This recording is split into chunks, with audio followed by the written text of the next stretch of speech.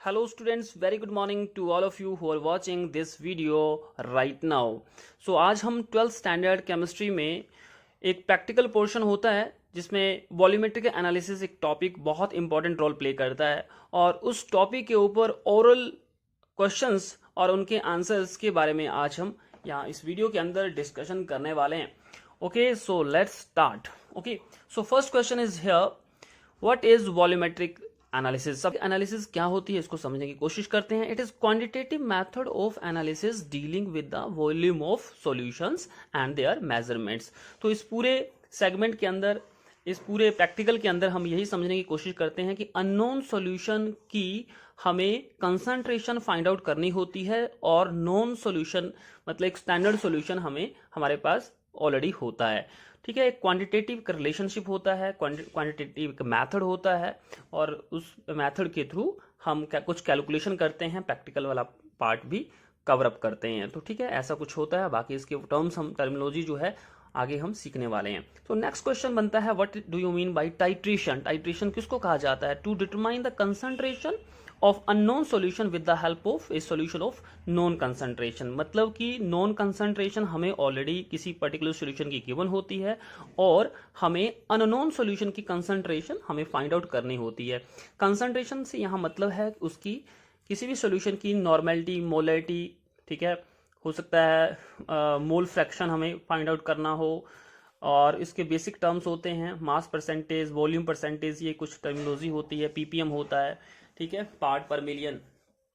चलिए नेक्स्ट है, what is meant by term titre. तो ये क्या होता है टाइट्रे, इसको भी समझते हैं. The solution whose concentration is determined with by titration is called titre. This is also known as unknown solution. एक ऐसा अननोन सॉल्यूशन जिसकी मोलरिटी या नॉर्मेलिटी हमें पता नहीं है, उस अननोन सॉल्यूशन की नॉर्मेलिटी और मोलरिटी हमें फाइंड आउट करनी होती है. तो उस अननोन सॉल्यूशन को हम क्या बोल रहे हैं? टाइट्रे. ओके, ठीक है, आगे देखेंगे. Next term, what is titrant. Titrant किसको कहा गया है? The solution of known concentration is called titrant. ठीक है, तो नॉन कंसंट्रेशन किसी भी सॉल्यूशन की होती है तो उसको हम क्या बोल रहे हैं? टाइट्रेंट बोलते हैं. और उसको हम स्टैंडर्ड भी सॉल्यूशन भी बोला जाता है या नॉन सॉल्यूशन भी उस टाइट्रेंट को ही कहा जाता है. जैसे इस प्रैक्टिकल के अंदर हम क्या करते हैं, नॉर्मल जो जो पोटाशियम पर मैंगनीट होता है, एक हमारे पास मोहर सॉल्ट होता है. तो पोटाशियम पर मैंगनीट जनरली KMnO4 से रिप्रेजेंट होता है और हमें इसकी क्या मोलरिटी या नॉर्मेलिटी हमें फाइंड आउट करनी होती है या स्ट्रेंथ वगैरह हम फाइंड आउट करते हैं. ठीक है, और इसके रिस्पेक्ट में जो हमारे पास मोहर सॉल्ट होता है उसको हम क्या बोल रहे हैं? एक तरह से स्टैंडर्ड सॉल्यूशन बोलते हैं, बिकॉज उसकी आपको कंसंट्रेशन या नॉर्मेलिटी या मोलरिटी हमें पहले से ही पता होती है. ठीक है, तो मोहर सॉल्ट को क्या बोल रहे हैं? टाइट्रेंट बोल सकते हैं. सो नेक्स्ट क्वेश्चन बनता है यहाँ, what is an indicator. It is the substance which changes its colour with change in the pH value of the solution. Indicator normal एक, हम अगर समझें, एक ऐसा सब्सटेंस होता है जो कि कलर में, पर्टिकुलर सॉल्यूशन के कलर के अंदर चेंज, उसके वैल्यू के अंदर क्रिएट करता है. पीएच वैल्यू में चेंज क्रिएट करेगा तो उसके कलर, सॉल्यूशन के कलर में भी चेंज आता है. ठीक है, जनरली इंडिकेटर की हेल्प से हमें काफ़ी हद तक पता चल जाता है कि जो गिवन सॉल्यूशन है उसकी जो कंसंट्रेशन है उसमें कोई चेंज आ रहा है या नहीं आ रहा है. मतलब इंडिकेटर हमें ये इंडिकेट करता है कि आपका जो सॉल्यूशन है उसके अंदर एक कंप्लीट रिएक्शन होने जा रही है या हो गई है. ठीक है, तो अलग अलग इंडिकेटर यूज होते हैं, जैसे कि फिनोल फेथलीन है, वो भी एक इंडिकेटर है. और यहाँ इस प्रैक्टिकल के अंदर जनरली फिनोल फेथलीन एक्ट करता है एक सेल्फ इंडिकेटर के रूप के अंदर. ओके, बाकी आपने पढ़े होंगे कुछ नेचुरल इंडिकेटर होते हैं, कुछ सिंथेटिक इंडिकेटर भी होते हैं और कुछ ऑल्फैक्टरी इंडिकेटर्स भी होते हैं. तो मैं वहाँ हम ज़्यादा डिटेल में बात नहीं करेंगे फिलहाल इस केस के अंदर. ओके, सो इसके बाद हम क्वेश्चन नंबर 6 पे आ जाते हैं. What is the end point. इस प्रैक्टिकल के अंदर एंड पॉइंट किसको कहा जाएगा? It is the point eight which the chemical reaction involve in the titration is just completed. मतलब कि जो एक केमिकल रिएक्शन होगा ठीक है, जब हमें ये लगेगा कि ये रिएक्शन कंप्लीट होने जा रही है, टाइट्रेशन जब कंप्लीट होने जा रही है तो वो उसका एंड पॉइंट होगा। मतलब कि इस प्रैक्टिकल के अंदर जो एक रेडॉक्स रिएक्शन का जो प्रैक्टिकल हम करने इसमें करते हैं, उसके अंदर जो कलरलेस सॉल्यूशन होता है वो लाइट पिंक कलर में जब बदलने लग जाए तो अब हम कहेंगे कि वो उसका एंड पॉइंट है। किसके केस में बात कर रहा हूं मैं? Mohr salt versus potassium permanganate के रिस्पेक्ट में बात हो रही है। ओके, आगे बढ़ते हैं friends. The next question is what is primary standard? The substance whose standard solution can be prepared directly by weighing. ऐसे सब्सटेंस जिनका स्टैंडर्ड सॉल्यूशन डायरेक्टली हम बना पाएं बाय वेइंग। और बाय वेइंग का मतलब है उसका हम वेट वगैरह कैलकुलेट करने के बाद सॉल्यूशन आसानी से जिसको तैयार कर सकें। Okay, so here friends, next question is what is primary standard? The substance whose standard solution can be prepared directly by weighing। ऐसे substance जिनका standard solution डायरेक्टली बनाया जा सके, प्रिपेयर किया जा सके by weighing, by taking their weights। okay, next question is what is standard solution? The solution whose strength is known is called standard solution। ऐसा solution जिनका स्ट्रेंथ हमें पहले से पता हो, उस ऐसे सॉल्यूशन को हम क्या बोलने वाले हैं? स्टैंडर्ड सॉल्यूशन बोलने वाले हैं। मतलब कि उसकी स्ट्रेंथ, नॉर्मेलिटी वगैरह हमें या मोलैरिटी हमें पहले से पता हो, उसको हम क्या बोलने वाले? स्टैंडर्ड सॉल्यूशन बोलते हैं। Okay, what type of titration are in which KMnO4 is used? So what type of titration? KMnO4 जब पोटेशियम परमैंगनेट यूज होता है इस प्रैक्टिकल के अंदर, तो भाई उस टाइट्रेशन को हम क्या बोल रहे हैं? क्वेश्चन क्या बनता है देखिए, तो रिडॉक्स टाइट्रेशन या ठीक है, रिएक्शन कौन सी है? रिडॉक्स रिएक्शन है। इसमें क्या होता है? ऑक्सीडेशन भी होता है, साइड बाई साइड क्या होगा? ऑक्सीडेशन के साथ साथ रिडक्शन भी होता है। तो ऐसी टाइट्रेशन को हम क्या बोल रहे हैं? रिडॉक्स टाइट्रेशन बोलते हैं। Next question is what is the indicator in KMnO4 titration? तो KMnO4 जो होता है उसका जो इंडिकेटर है वो कैसे काम करता है, उसको हम क्या बोलते हैं? तो KMnO4 is a self indicator. कि पोटेशियम परमैंगनेट इस रिएक्शन के अंदर कैसे काम करता है? As a self indicator. ठीक है, सेल्फ इंडिकेटर की तरह काम करता है और सॉल्यूशन को कलरलेस से लाइट पिंक कलर में बदल देता है और वही हमारा एंड पॉइंट होता है। ओके, ऐसे क्वेश्चन पूछे जाते हैं प्रैक्टिकल वाइवा के अंदर, सो आपको ध्यान रखना है भाई। Next question is what is the type of titration between KMnO4 and ferrous ammonium sulphate solution? तो यहाँ एक और बात बता देता हूँ, फेरस अमोनियम सल्फेट इसको हम क्या बोल रहे हैं? मोहर सॉल्ट। क्या बोल रहे हैं? मोहर सॉल्ट। मोहर salt and ferrous ammonium sulphate एक ही तरह का सॉल्यूशन बनाया जाता है, एक ही नाम है। ओके, तो यहाँ क्वेश्चन पूछा गया है किस तरह की टाइट्रेशन होती है KMnO4 versus ferrous ammonium sulphate के अंदर, तो उस आपको याद रखना है रेडॉक्स टाइट्रेशन कौन सी होती है? Redox titration. तो एक क्वेश्चन और है हमारे पास, what is the type of titration between KMnO4 solution versus oxalic acid? तो कभी कभी कुछ प्रैक्टिकल्स के अंदर KMnO4 तो खैर कॉमन है और इसके जो रिस्पेक्ट के अंदर यहाँ देखिए फेरस अमोनियम सल्फेट सॉल्यूशन दिया गया, यहाँ क्या दिया गया? ऑक्सैलिक एसिड दिया गया है।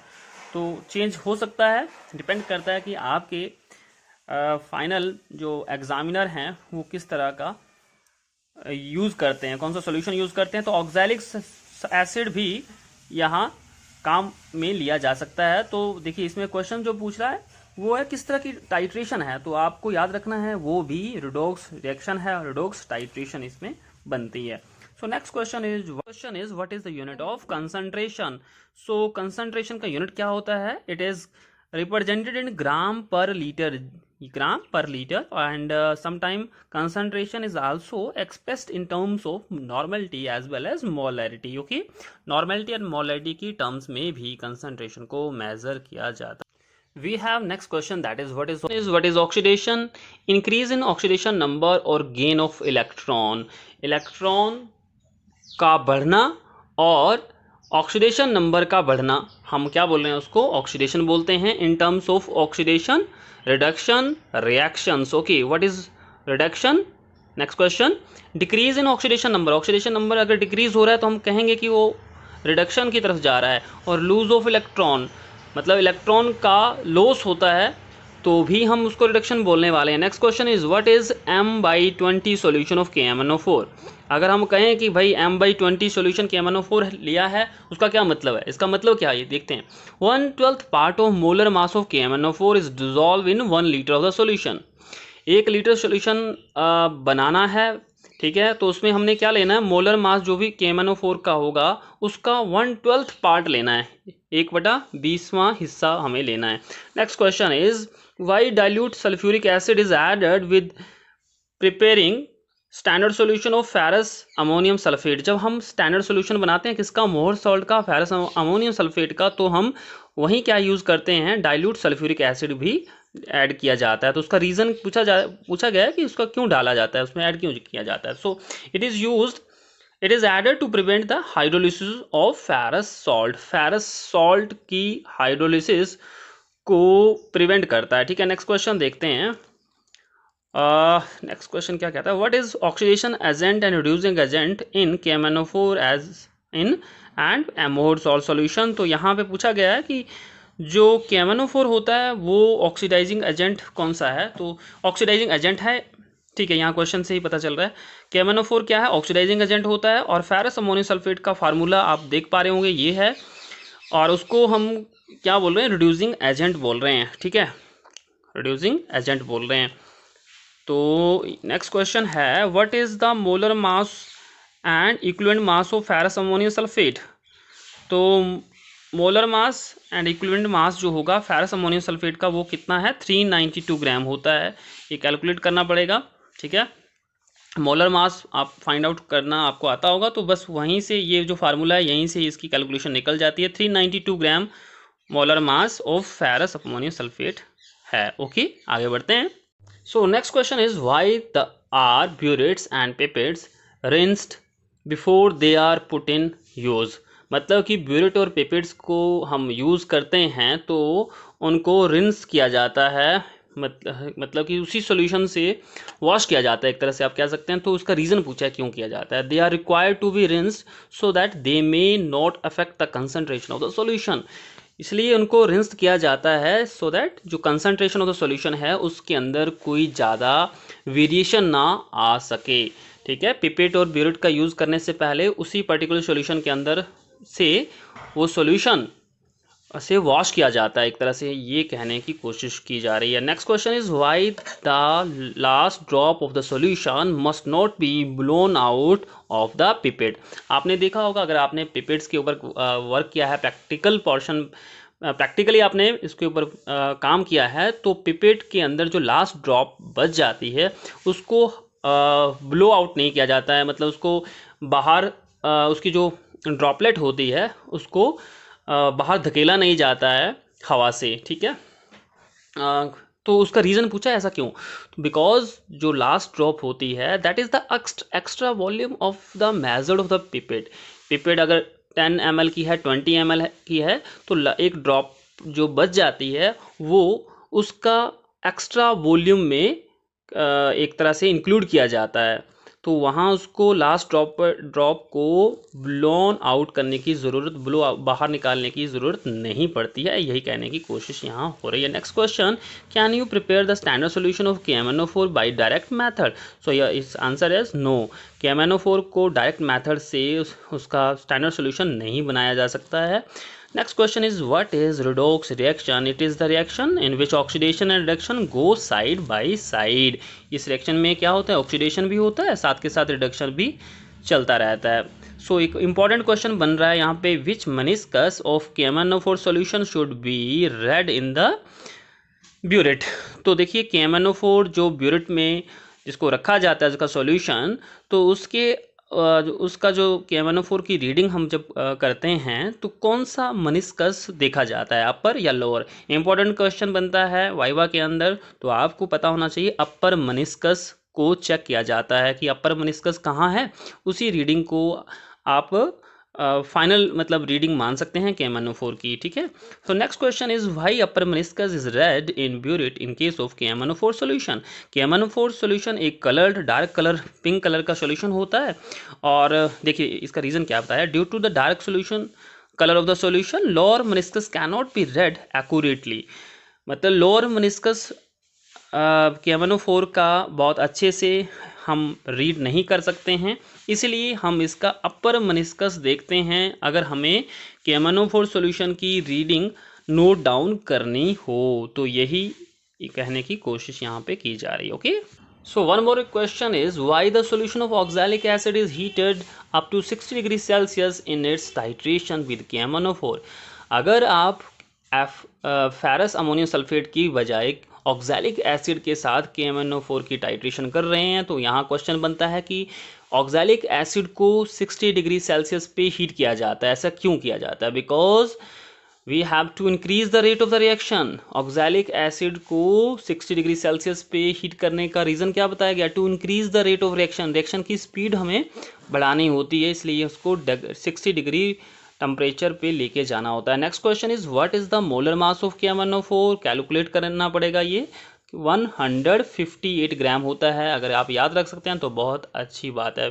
सो next question is what is the molar mass of oxalic acid. सबसे पहले इंपॉर्टेंट क्वेश्चन कि ऑक्सैलिक एसिड का फार्मूला क्या होता है, तो ये आपके पास है COOH, ठीक है, बाहर ब्रैकेट के 2H2O। तो क्रिस्टलाइन ये एक ऑक्सैलिक एसिड का सॉल्यूशन है, इसका मोलर मास जो निकालना है कितना निकलेगा? 126 ग्राम निकल जाता है, ठीक है। तो एक क्वेश्चन और बनता है इसी का, इक्विवेलेंट मास हमें ऑक्सैलिक एसिड का फाइंड आउट करना है, तो कितना रहेगा? जो इसका मोलर मास आएगा डिवाइडेड बाई 2 कहाँ से आएगा? 2 मतलब यहाँ पे कितने हाइड्रोजन हैं, सो नंबर ऑफ हाइड्रोजन इस केस के अंदर आप देखेंगे तो कितने मिल रहे हैं? 2 मिल रहे हैं। तो अगर यहाँ 2 हो तो यहाँ पे भी 2 लगाना है, मतलब basis, okay, molar mass divided by इसकी बेसिसिटी है, तो उसको कैलकुलेट करेंगे तो 63 ग्राम आपके पास इसकी वैल्यू कैलकुलेट होने पर शो करेगा। ओके, नेक्स्ट क्वेश्चन देखते हैं। So next question is what is molarity. Molarity is represented by symbol M, capital M। Okay, so number of mole of the solute dissolve per litre of the solution. Number of mole of the solute कैसे निकाला जाता है? Given mass divided by molar mass, ठीक है, divided by क्या आ जाएगा? ये तो है नंबर ऑफ मोल्स को फाइंड आउट करने का तरीका। सो ये कितने 1 लीटर के अंदर हमें कैलकुलेट करने होते हैं, तो जितनी भी वैल्यू आएगी divided by volume of the solution, ठीक है, जो भी रहेगा कैलकुलेट कर सकते हैं। ये आपके पास एक छोटी सी डेफिनेशन है। नेक्स्ट है नॉर्मेलिटी को कैसे फाइंड आउट करते हैं? N से रिप्रेजेंट किया जाता है। Number of gram equivalent of the solute in 1 litre of the solution है। तो ये नॉर्मेलिटी की एक छोटी सी डेफिनेशन आपके सामने है, आपको पता होना चाहिए। One more question is how molarity and normality are related with strength in gram per litre. तो देखिए बहुत इंपॉर्टेंट ये फार्मूला है, रिलेशनशिप है।